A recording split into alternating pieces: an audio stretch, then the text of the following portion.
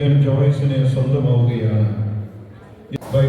Doctor John Thomas കട്ടർകുടിയുടെ മഹനീയ സാന്നിധ്യം വളരെ സന്തോഷത്തോടെ നമ്മൾ ഇവിടെ സ്മരിക്കുന്നു.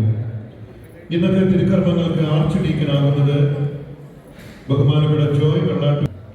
ഇന്നത്തെ മുഖ്യ സഹകാർമ്മികനാകുന്നത് ഇറ്റാനഗർ രൂപതയുടെ വികാരി ജനറൽ മോൺസിഞ്ഞോർ ജേക്കബ് പന്നാട്ടിനായച്ചനാണ്. കുറിച്ചു.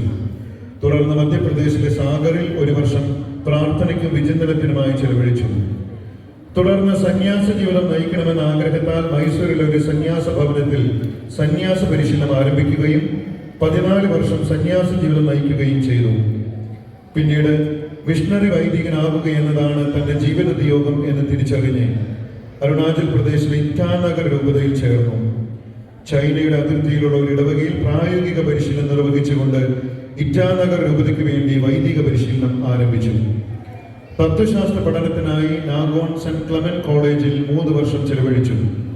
സുദൃഢവുമായ ഹൃദയമുള്ളവൻ, എല്ലായ്പ്പോഴും ക്ഷമിക്കുകയും പഠിപ്പിക്കുകയും ആശ്വസിപ്പിക്കുകയും അനുഗ്രഹിക്കുകയും ചെയ്യുന്നവൻ. ഓ ദൈവമേ, എത്ര ഉത്കൃഷ്ടമായ ജീവിതം!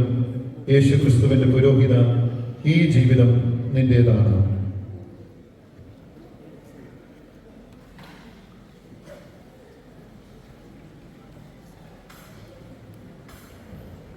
മനുഷ്യർക്ക് ഇത് അസാധ്യമാണ്, എന്നാൽ ദൈവത്തിനെല്ലാം സാധ്യമാണ് എന്ന തിരുവചനം ആപ്തവാക്യമാക്കി സ്വീകരിച്ചുകൊണ്ട് പൗരോഹിത്യം സ്വീകരിക്കാൻ ഡീക്കൻ ജോയ്സൺ